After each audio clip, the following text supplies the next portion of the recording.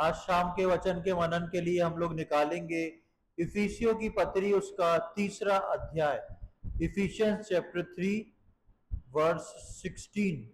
इफिसियों की पत्री उसका 3रा अध्याय और उसकी 16वीं आयत को हम पढ़ेंगे। इफिसियों 3:16।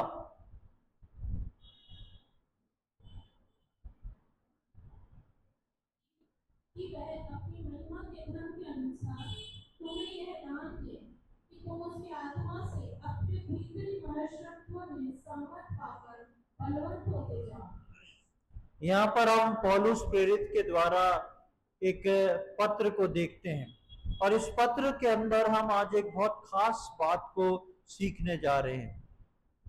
एक हफ्ते पहले हम लोग पिछले से पिछले संडे सीखे थे कौन सी बात करने का समय नहीं है। पिछले संडे हम सीखे थे कौन सी बात करने का समय अब है। तो जो कौन सी बात करने का समय अब है उसमें से आज एक बात के ऊपर हम मनन करने जा रहे हैं कि ये जो समय है, जिस समय में हम लोग जी रहे हैं, ये जो समय है जिस समय में हम लोग चल रहे हैं, ये समय में कौन सी बातें करने का समय है, उसमें से एक बात पर आज हम मनन करने जा रहे हैं। यहाँ पर 3रे अध्याय की 16वीं आयत पे हमने पढ़ा कि वो अपनी महिमा के धन के अनुसार तुम्हें ये दान दे कि तुम उसके आत्मा से अपने भीतरी मनुष्यत्व में सामर्थ पाकर बलवंत होते जाओ। परमेश्वर का वचन बताता है कि विश्वासी लोगों के लिए पौलुस प्रेरित चिंता करता है, पौलुस प्रेरित प्रार्थना करता है कि तुम लोग जो हो उस पवित्र आत्मा के द्वारा अपने अपने मनों में तैयार होके, उसके प्रभाव से तैयार होके इस प्रकार बन जाओ कि तुम्हारा जो भीतरी मनुष्यत्व है, जो आंतरिक मनुष्यत्व है, वो सामर्थ पाके बलवंत हो जाए। ये भीतरी मनुष्यत्व, हमने कई बार इस पे वचन सुने हैं, एक बाहरी मनुष्यत्व और एक भीतरी मनुष्यत्व। और ये भीतरी मनुष्यत्व जो है वो मजबूत होना बहुत जरूरी है, क्योंकि जब ये भीतरी मनुष्यत्व मजबूत होता है तभी ये बाहरी मनुष्यत्व पे प्रभुता करता है या उसको बदल सकता है। हमारे आत्मिक जीवन में कई समस्याएं जो आती हैं वो हमारे बाहरी मनुष्यत्व के कारण से, आउटर मैन की वजह से आती है। लेकिन यदि उसको आपको नियंत्रित रखना है तो आपका इनर मैन जो है, आंतरिक मनुष्यत्व जो है, वो बलवंत होना बहुत जरूरी है।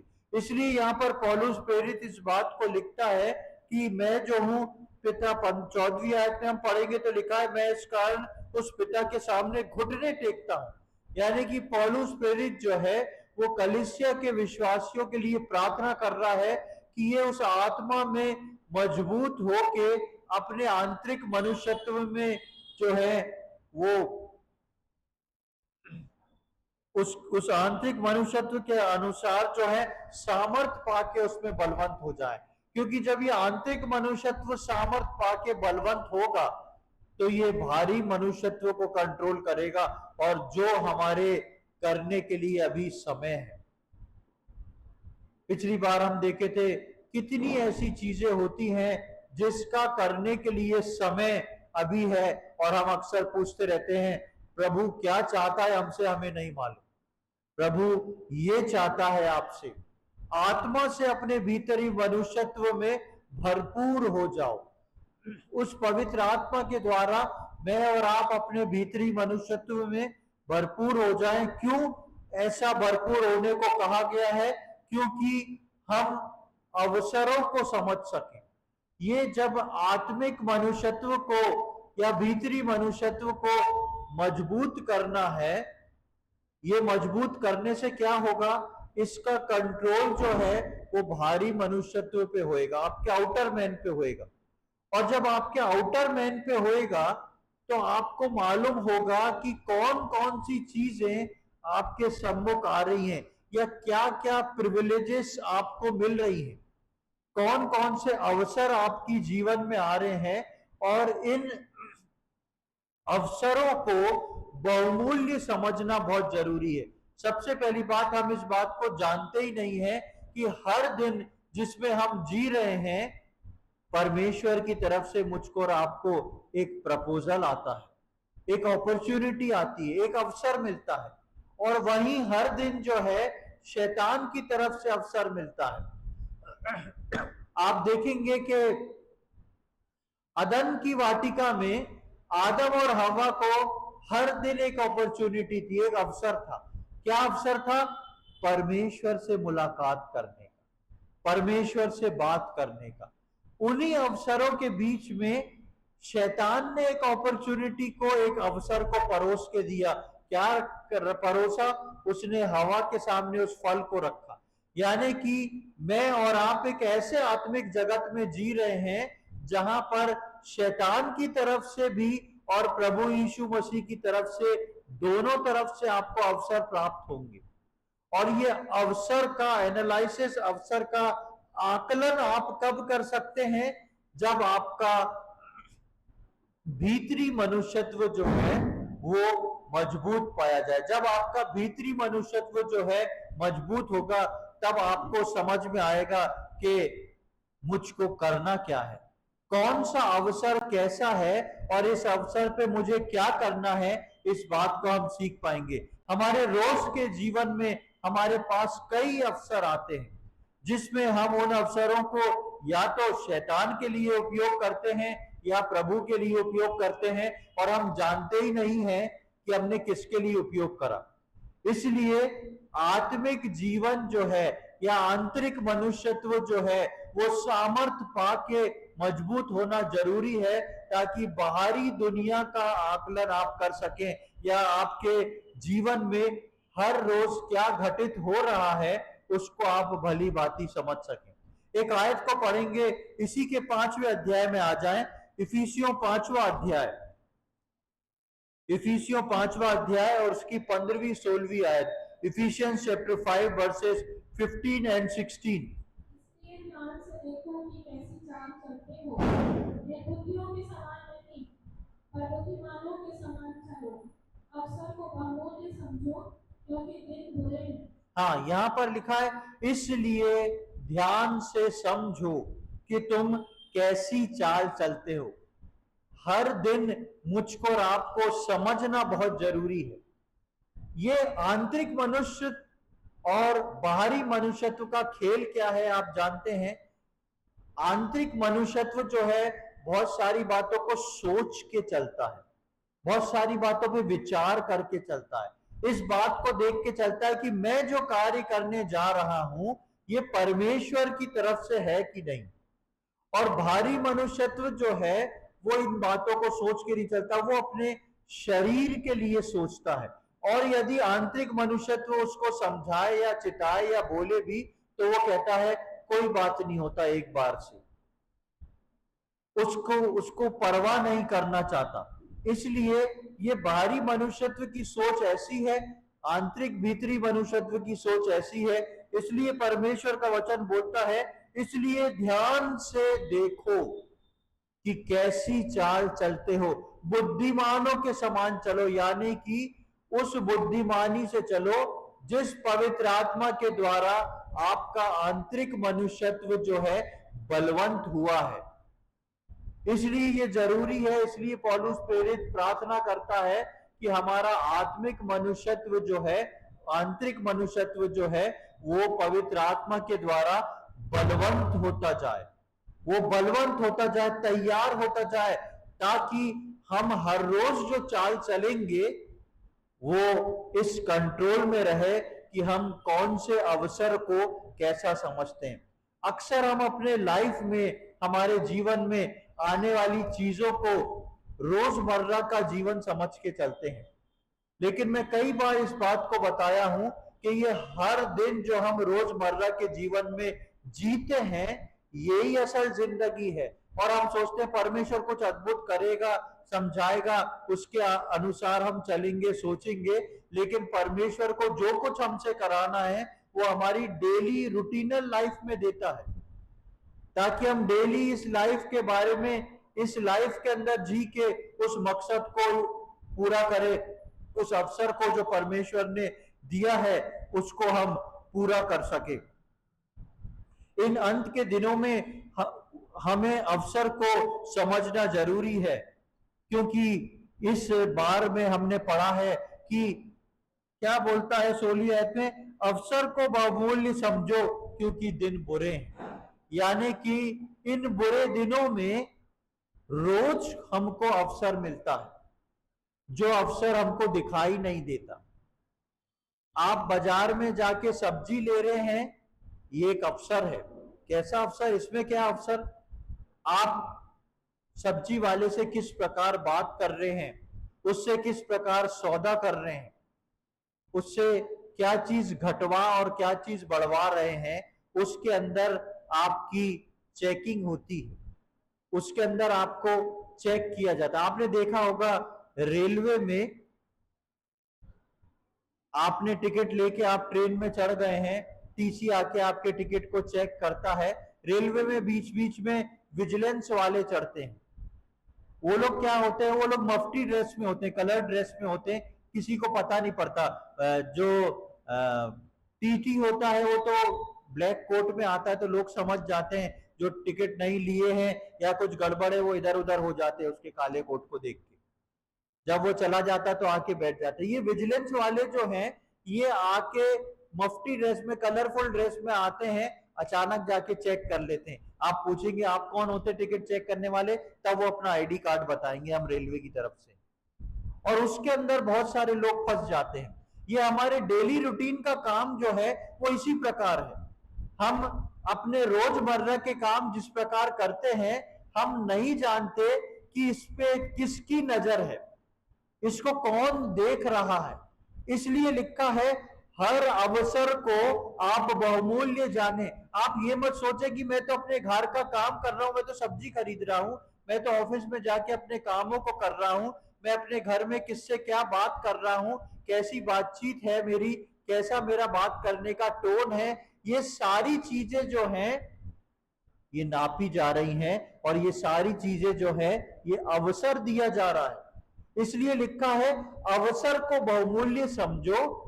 और आप अगर प्रभु के पवित्र आत्मा में मजबूत है, आपका इनर मैन जो है, आंतरिक मनुष्यत्व, भीतरी मनुष्यत्व मजबूती से खड़ा है, तो आपको पता होगा हर सिचुएशन को कैसे हैंडल करना है। और आप हर सिचुएशन को देख के समझ सकते हैं कि ये शैतान की तरफ से है या परमेश्वर की तरफ से है। परमेश्वर की तरफ से है तो हमें लेना है, और शैतान की तरफ से है तो इसको हमको इंटरटेन नहीं करना। इसके इफिसियों के 4थे अध्याय में आए, 4थे अध्याय की 27वीं आयत को देखें। इफिसियों 4:27, वहां देखें क्या लिखा हुआ है। और ना शैतान को अवसर दो। यानी कि शैतान को अवसर देने वाले और परमेश्वर को अवसर देने वाले हम खुद हैं। और हम इस बात को बोलते हैं हमें तो मालूम नहीं है परमेश्वर मुझसे क्या चाहता है। आप बाइबल जितना पढ़ेंगे आपको परमेश्वर समझा देगा कि आपसे परमेश्वर किस बात को चाहता है। और यहाँ पर हम पढ़ते हैं कि शैतान को अवसर ना दो। पहले लिखा है अवसर को बहुमूल्य जानो। ध्यान से चलो कि तुम कैसी चाल चलते हो। अवसर को बहुमूल्य जानो। कौन से अवसर को? वो अवसर जो परमेश्वर आपको दे रहा है। और कौन से अवसर को आपको स्किप करना है? लिखा है कि शैतान को अवसर मत दो। यानी कि अवसर मनुष्य को दोनों देते हैं, परमेश्वर भी देता है, शैतान भी देता है। अदन की वाटिका में हमने देख लिया कि परमेश्वर ने आदम हवा को रोज अवसर देता था, उनसे बातचीत करता था। और अदन की वाटिका में हमने शैतान को देखा कि वो हवा को जाके वहां पे अवसर देता है और उससे बातचीत करता है। मुझको और आपको इस बात का पता रखना है कि हमारे जीवन में हर रोज होने वाले कार्य जो हैं उसमें मुझको और आपको कौन सा अवसर मिल रहा है, और उस अवसर में मैं और आप किस प्रकार काम कर रहे हैं। यहूदा के विषय में हम देखते हैं, जो प्रभु यीशु मसीह का चेला था, यहूदा के जीवन में उसको प्रभु के साथ रहने का एक अवसर मिला था। यीशु मसीह के 12 चेले थे और यहूदा जो उनमें से 12 में से एक था, उसको प्रभु यीशु मसीह के साथ रहने का एक अवसर मिला था। कितना अच्छा अवसर था। और बाकी चेलों के जीवन में देखते हैं कि वो प्रभु यीशु मसीह के जीवन से बहुत कुछ सीख गए, इसलिए वो आखिर में सुसमाचार सुनाते हुए शहीद हो गए। लेकिन यहूदा के जीवन में ऐसा नहीं हो पाया। इसको अवसर मिला था प्रभु यीशु मसीह के साथ रहने का, इसको अवसर मिला था प्रभु यीशु मसीह की बातों को सुनने का, इसको अवसर मिला था प्रभु यीशु मसीह किस प्रकार चंगाई करता है, मुर्दों को जिलाता है, किस प्रकार परमेश्वर के राज्य के वचनों को बोलता है। वो यहूदा को इन सब चीजों को मिलने लेने का एक अवसर प्राप्त था, पर उसने अवसर को का गलत उपयोग किया और उसने अपने जीवन के अवसरों को शैतान के लिए प्रयोग किया। उसके जीवन में परमेश्वर की तरफ से भी अवसर मिला और उसके जीवन में शैतान की तरफ से भी अवसर मिला। शैतान की तरफ से कई बार पतरस को भी अवसर मिला, लेकिन पतरस जो था वो संभल गया, क्योंकि यीशु मसीह का भरावन जो था वो पतरस के अंदर था। लेकिन यहूदा जो था ये अलग रहा। यहूदा की आप बहुत कम बातचीत जो है बाइबल में देखेंगे। यहूदा अपने आप को एक अलग रखने वाला व्यक्ति था, और अलग रखने के वाला व्यक्ति होने के कारण से ये कभी भी उन बातों में संगी नहीं बना, अपने आप को अलग किया। और जब जब एक व्यक्ति अपने आप को संगति से, प्रभु के लोगों से अलग करने की कोशिश करता है, अपने आप को किनारा करने की कोशिश करता है, हमेशा जो है शैतान उसको पकड़ता है, हमेशा शैतान उसको पकड़ता है। इसलिए इस बात का ध्यान रखें कि परमेश्वर में बने रहना, संगति में बने रहना बहुत आवश्यक है। आप सोचेंगे मैं अपना बाइबल पढ़ूंगा, प्रार्थना करूंगा, जी लूंगा, लेकिन शैतान का अवसर आपके जीवन में सबसे ज्यादा अधिक है। ऐसे में शैतान का जीवन आपके लिए सबसे ज्यादा अधिक है। ध्यान रखें, शैतान ने बड़े बड़े परमेश्वर के दासों को नीचे गिराया है। शैतान ने जो है वो अब्राहम के जीवन में परीक्षा को ले आया। शैतान जो है वो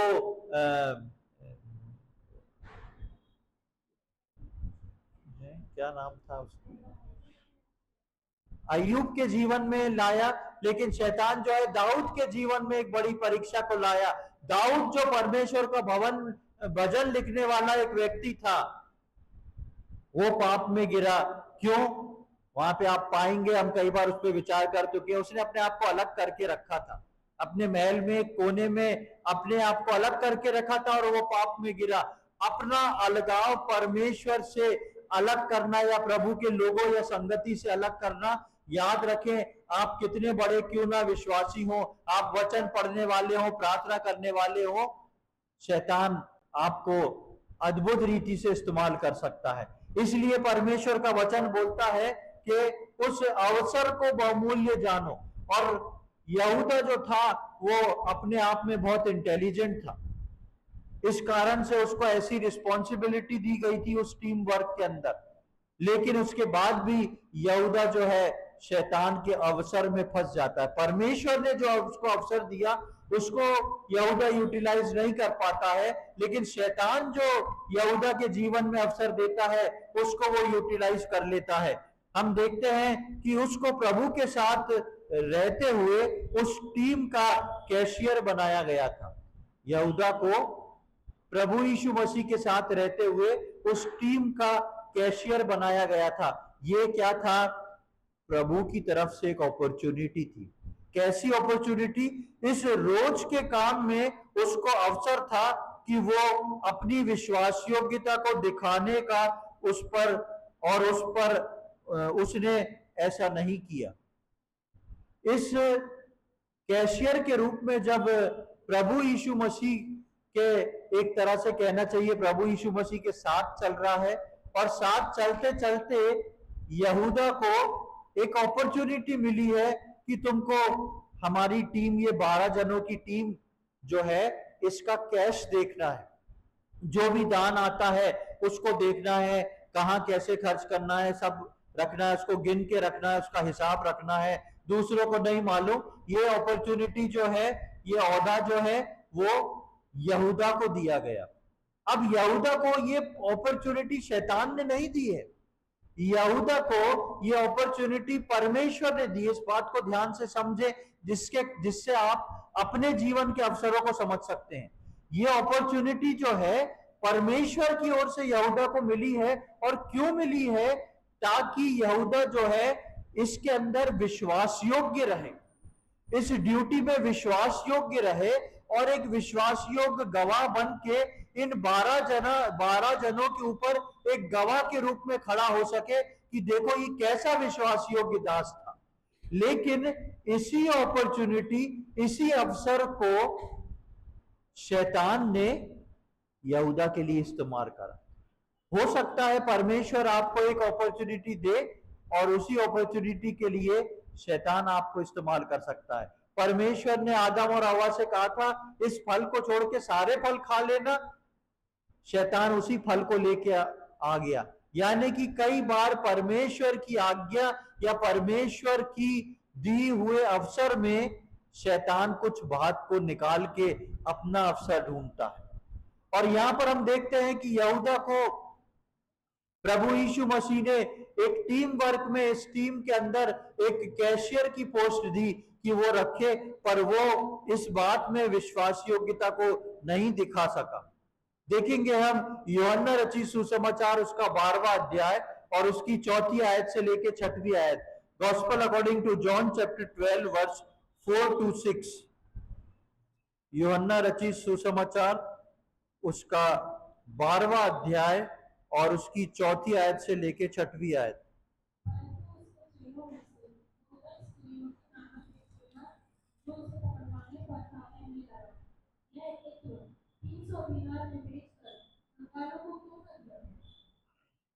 छठवां। उसने के बाद इसलिए नहीं कही कि उसे कंगालों की चिंता थी, परंतु इसलिए कि वह चोर था और उसके पास उनकी थैली रहती थी और उसमें जो कुछ डाला जाता था वह निकाल लेता। हाँ, उसके विषय में लिखा हुआ है कि वो एक कैशियर था, और जब उस दान में से कहीं इधर उधर बांटा जाता था तो उसको बहुत गुस्सा आता था, या फिर कोई दूसरा कुछ करता था, दूसरा कुछ और चीज करता था, तो वो चाहता था कि इसके करने के बजाय वो उसका पैसा इस दान की थैली में डाल देता तो अच्छा रहता। इसलिए उस बात का वो जिक्र कर रहा है कि ये तो जो है ऐसे बांटा जा सकता था। लेकिन उसका रीजन 6वीं आयत में लिखा है, उसने ये बात इसलिए नहीं कही कि उसे कंगालों की चिंता थी, परंतु इसलिए कि वो चोर था और उसके पास उसकी थैली रहती थी और उसमें से जो कुछ डाला जाता था वो निकाल लेता था। यानी कि यहूदा को एक अवसर मिला था एक कैशियर के रूप में कि तुम ये पैसे को संभाल के रखना, और उस अवसर में ये यहूदा जो है गिर जाता है। अब सबसे पहले बात ध्यान देखें, क्या प्रभु ने आके यहूदा को बोला यहूदा तेरे को मैं एक अवसर दे रहा हूं परमेश्वर में बढ़ने का, तेरे को मैं एक अवसर दे रहा हूं विश्वास योग्य होने का? ऐसा कहा क्या यीशु मसीह ने आके? नहीं कहा। उसको जिम्मेदारी दे दी, और ये जिम्मेदारी एक दिन की नहीं थी, ये हर रोज की थी।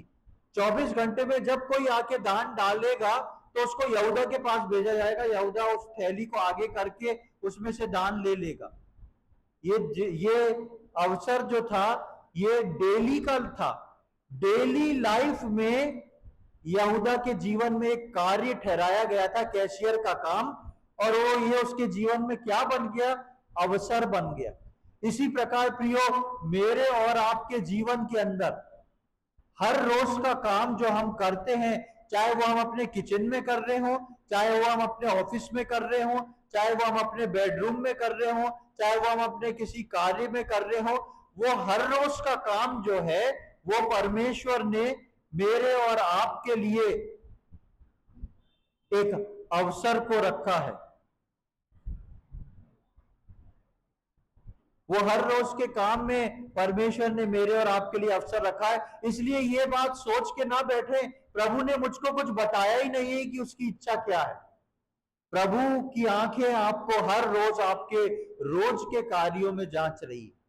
प्रभु आपको रोज के कार्यों के लिए अनुग्रह दे रहा है। प्रभु आपकी प्रार्थना सुन रहा है, सारी बातों को देख रहा है, लेकिन आपको हर रोज जो है अवसर दे रहा है। और हमने यूहन्ना में देखा कि ये कैसा कैरेक्टर था, यहूदा क्या करता था, और धीरे धीरे यहूदा ऐसे ऐसे ही अवसरों का उपयोग करने लगा।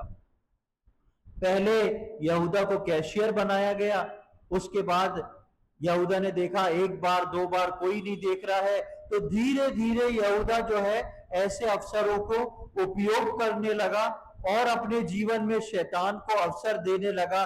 और एक दिन क्या होता है कि उसको शैतान पूरी तरह पकड़ लेता है।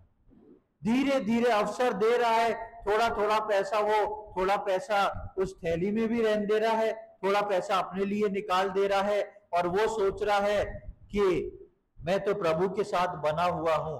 लेकिन प्रभु के साथ बने हुए पर भी वो कौन से अवसर को इस्तेमाल कर रहा है? जो अवसर शैतान दे रहा है। अभी हमने क्या बोला, क्या पढ़ा था कि शैतान को अवसर ना दो। एक बार अवसर दिया उसने, चलो कोई बात नहीं, प्रभु मन क्षमा करता है, आगे बढ़ता है। लेकिन हर रोज वो कहीं ना कहीं जो है शैतान को अवसर देता जा रहा है, उसको अवसर देता जा रहा है कि ऐसा कर सकते हो, और वो रोज जो है उस पैसे में से कुछ कुछ निकालता जा रहा है, और उसकी पैसे की भूख बढ़ती जा रही है। यीशु मसीह के काम और सामर्थ की भूख उसकी कम होती जा रही है। इसीलिए तो यीशु मसीह का सही काम यहूदा के अंदर नहीं हुआ। हम एक आयत को निकालेंगे, लूका रचित सुसमाचार उसका 22वां अध्याय, लूका रचित सुसमाचार उसका 22वां अध्याय और उसकी 3री आयत से लेके 6वीं आयत तक पढ़ेंगे। Luke chapter 22 verse 3 to 6।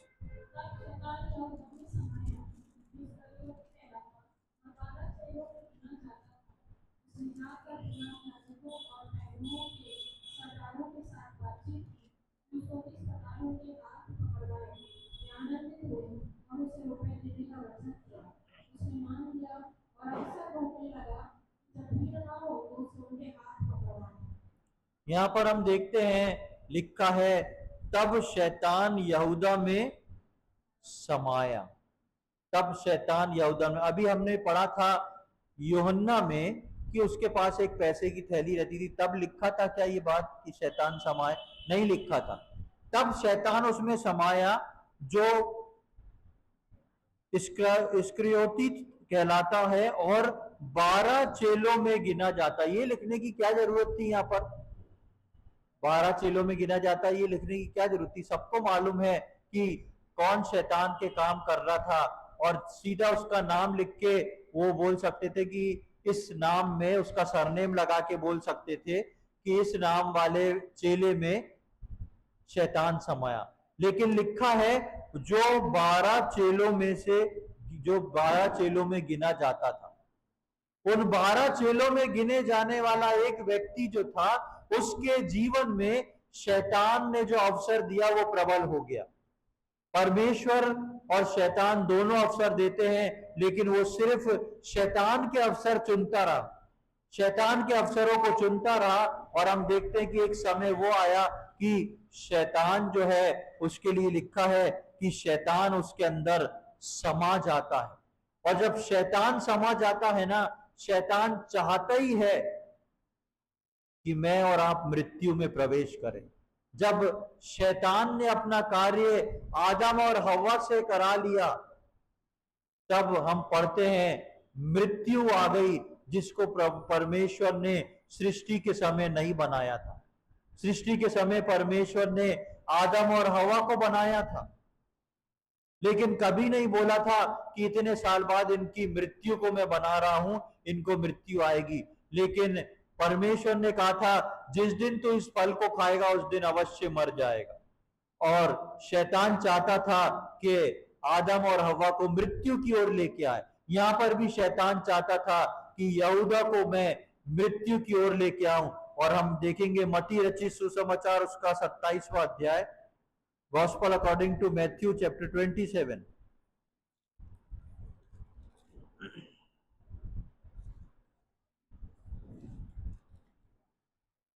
27वां अध्याय उसकी 3री आयत से लेके 5वीं आयत तक पढ़ेंगे। मत्ती 27 3 से 5।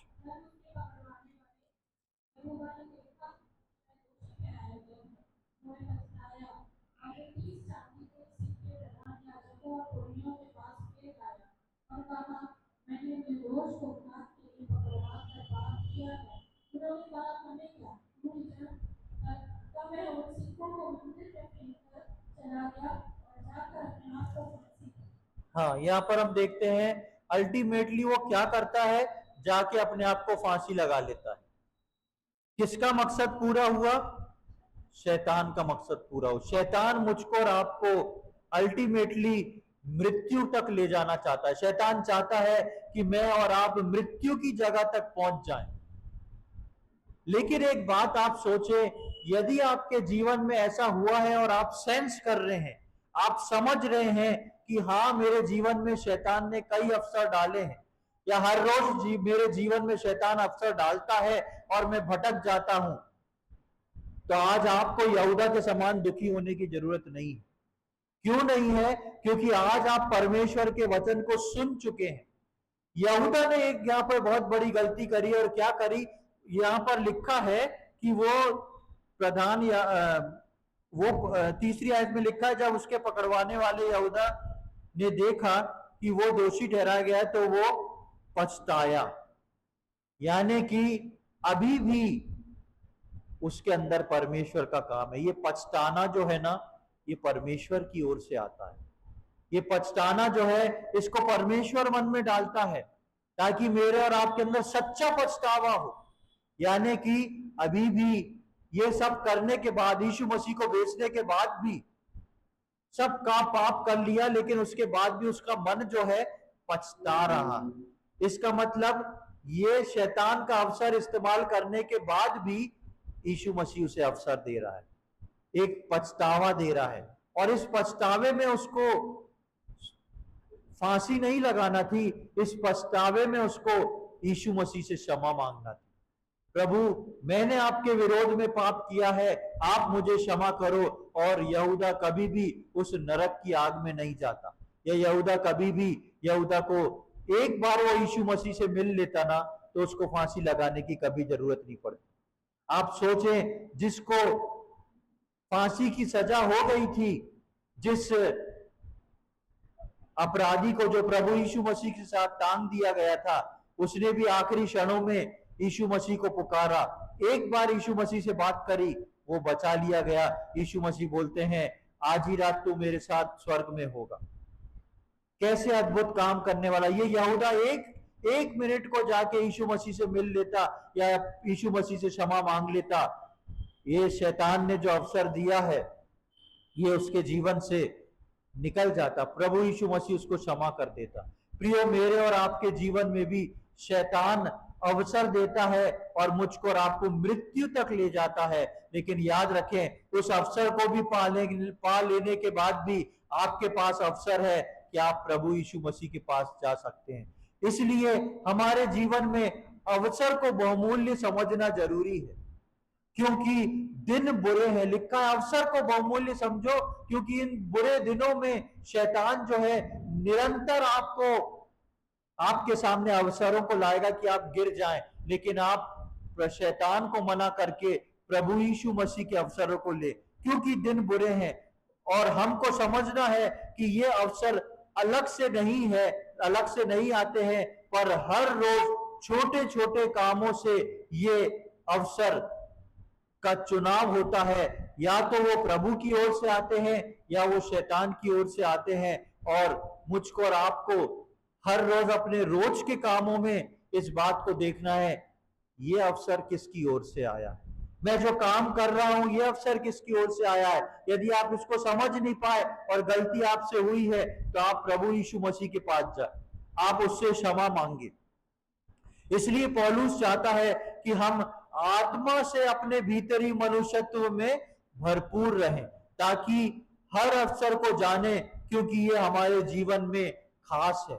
इन अवसरों को मेरे और आपके जीवन में समझना बहुत जरूरी है, क्योंकि इसीलिए जो है इसलिए जो है पौलुस प्रेरित इस बात को लिख के इफिसियों में बताता है कि अवसर को बहुमूल्य जानना जरूरी है। ये अवसर जो है याद रखें, अलग से आके आपके जीवन में नहीं मिलेंगे। ये अवसर जो है आपकी डेली लाइफ, डेली रूटीन में मिलेंगे। सुबह से लेकर रात तक आप जिन कार्यों को करते हैं वही आपके अवसर है आपके जीवन में। और इन अवसरों को आप भली भांति समझे, इन अवसरों को आप भली भांति जाने, और इन अवसरों के लिए आप तैयार रहें और इन बातों को समझें। अपने भीतरी मनुष्यत्व में पवित्र आत्मा के द्वारा मजबूत हो जाए, ताकि आपको पता पड़ जाए कि ये अवसर किसकी ओर से आ रहे हैं और मुझे इन अवसरों में क्या करना है। बाइबल बोलती है शैतान को अवसर मत दो। परमेश्वर का वचन बोलता है अवसर को बहुमूल्य जानो, क्योंकि दिन बुरे हैं। मेरे और आपके लिए ये करने का समय है। अब मेरे लिए और आपके लिए अवसर को बहुमूल्य समझने का समय है। इन दिनों में हम अपने जीवन में हर अवसर को बहुमूल्य जाने, हर अवसर को बहुमूल्य समझें और प्रभु यीशु मसीह के आगमन के लिए तैयार रहें, क्योंकि उसका आगमन निकट आ चुका है। हर दिन का जवाब मुझको और आपको देना है। हर दिन के अवसर के बारे में हम अपने जीवन में विचार लें। ऐसा करने में परमेश्वर हम में से प्रत्येक की सहायता करे। प्रभु के नाम की महिमा हो। आइए हम प्रार्थना करेंगे। प्रभु जी, हम धन्यवाद देते हैं सुंदर समय के लिए। धन्यवाद देते हैं प्रभु, आपके इन वचनों की छांव में हम बैठ सके। आपके वचनों से प्रभु हमने देखा कि अवसरों को बहुमूल्य समझना कितना जरूरी है। आपका आगमन निकट है प्रभु, और हर दिन हमारे जीवन में शैतान के द्वारा अवसर प्राप्त होते हैं। हर दिन हमारे जीवन में प्रभु जी आपके द्वारा अवसर प्राप्त होते हैं। और प्रभु हम प्रार्थना विनती करते हैं कि इन अवसरों के द्वारा प्रभु जी हम अपने आप को जांचते और परखते हुए प्रभु आपके सम्मुख आ सकें और आपके अवसरों को पूरे करने वाले हो सकें। हम में से यहाँ जितने बैठे हैं एक एक के लिए प्रार्थना करते हैं प्रभु जी। हम में से किसी के जीवन में यहूदा के समान गलतियां ना हो, लेकिन प्रभु जी हम पतरस के समान वो चट्टान बने जिसमें प्रभु आप एक आत्मिक भवन को बनाते हैं। हम आपके बाकी चेलों के समान प्रभु जी आपके नाम पर गहरा विश्वास करने वाले और इन अवसरों को बहुमूल्य समझ के उस पर चलने वाले हो सकें, ऐसी हमारी विनती प्रार्थना है। आज के दिन के लिए धन्यवाद देते हैं। आपने प्रार्थना सुनी उसके लिए धन्यवाद। ये सारी बातें अपने उद्धार करता प्रभु यीशु मसीह के पवित्र और मीठे नाम से मांगते हैं, आमीन।